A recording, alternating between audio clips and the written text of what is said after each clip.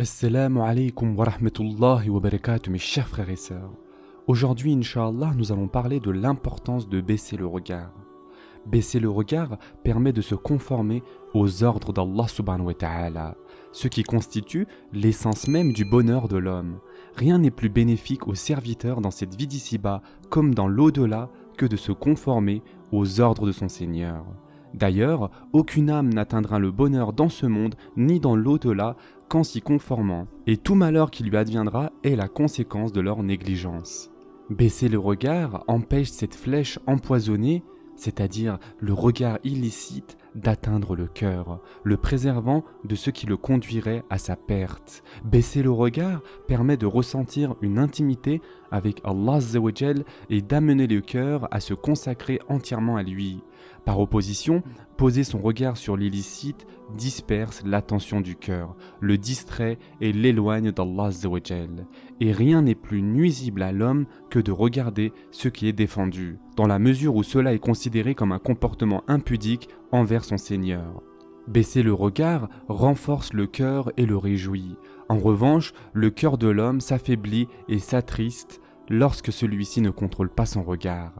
Baisser le regard illumine le cœur qui au contraire s'assombrit lorsqu'on le porte sur l'illicite. C'est pour cette raison qu'Allah Azza wa Jal a révélé le verset de la lumière à la suite du verset sur le regard. En effet, Allah subhanahu wa ta'ala dit dans le Coran: dis aux croyants de baisser leur regard et de garder leur chasteté.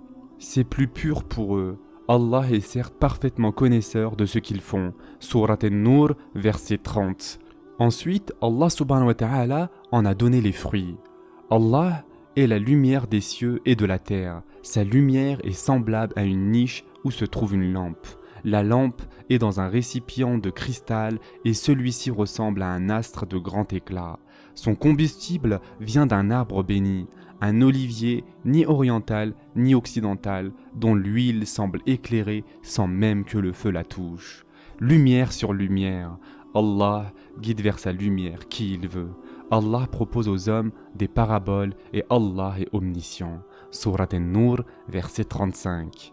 C'est-à-dire semblable à sa lumière dans le cœur du croyant qui accomplit ses obligations et s'est éloigné des interdictions.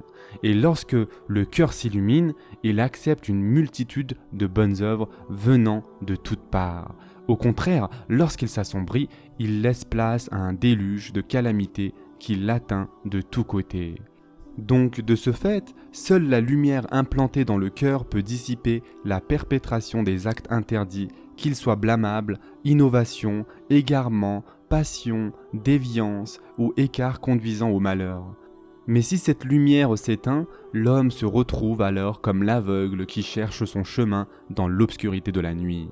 Baisser le regard donne au visage une expression de sincérité qui permet de distinguer le véridique de l'imposteur, le sincère du menteur. Car celui qui affiche son attachement à la sunna s'astreint à un contrôle de soi permanent, détourne son regard de l'illicite, renonce à ses passions et a pour habitude de manger la nourriture licite, alors l'expression de son visage ne trompe pas. Baisser le regard raffermit le cœur et lui donne courage et force. Par sa grâce, Allah Azza wa Jal réunit en lui deux facultés, le jugement et le discernement d'une part, et la maîtrise de soi d'autre part. Comme il est dit dans un récit, Iblis fuit toute personne qui combat ses passions. Et au contraire, le diable suit celui qui est à l'opposé de cela, de par le caractère abject, servile, méprisable et indigne de son âme. Comme l'a dit Al-Hassan radiallahu anh, qu'ils avancent au son des sabots d'une mule ou du pas souple d'un cheval. L'humiliation du péché ne quitte jamais leur cœur. Ainsi, Allah humilie celui qui lui désobéit. Allah Azza wa Jal veut en cela avilir ceux qui lui désobéissent. Dans le Coran, la puissance et l'honneur sont liés à l'obéissance d'Allah subhanahu wa ta'ala. L'avilissement et l'humiliation sont liés à la désobéissance d'Allah subhanahu wa ta'ala. Et en effet, Allah Azza wa Jal dit dans le Coran: or, c'est à Allah qu'est la puissance, ainsi qu'à son messager et aux croyants. Mais les hypocrites ne le savent pas. Surat Al-Munafiqun, verset 8. La foi se compose de paroles et d'actes, extérieur et intérieur. C'est pour cela qu'Allah Azza wa Jal dit dans le Coran: quiconque veut la puissance, qu'il la cherche auprès d'Allah, car la puissance tout entière est à Allah. Vers lui monte la bonne parole et il élève haut la bonne action. Sourate Fatir, verset 10.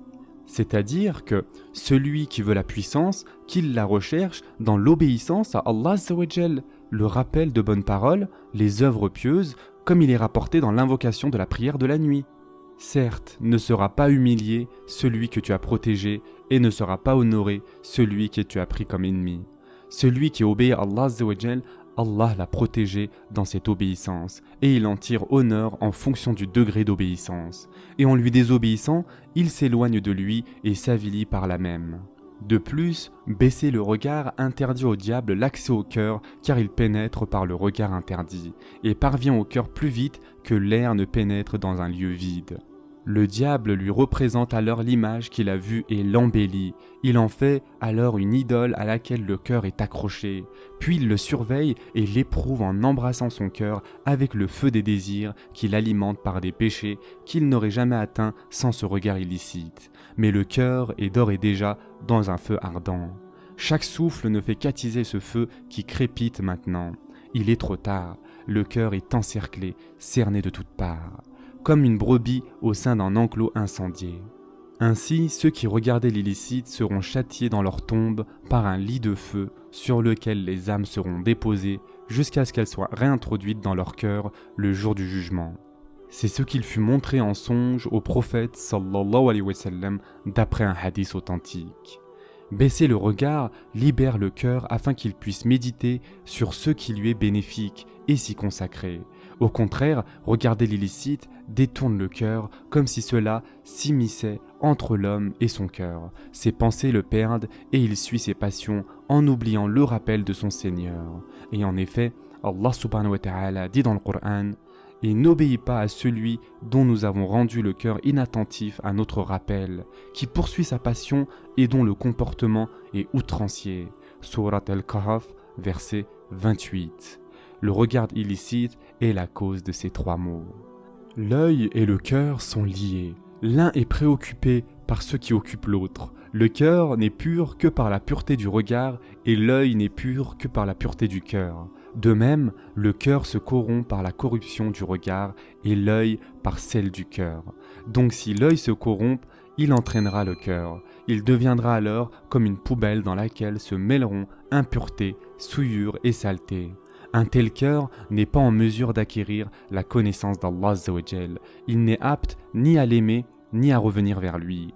Comment ce cœur pourrait-il ressentir une intimité avec son Seigneur et goûter au plaisir de se rapprocher de lui alors qu'il contient tout ce qui est contraire? Ce sera tout pour aujourd'hui. Prenez soin de vous mes chers frères et sœurs et à très prochainement, Inch'Allah.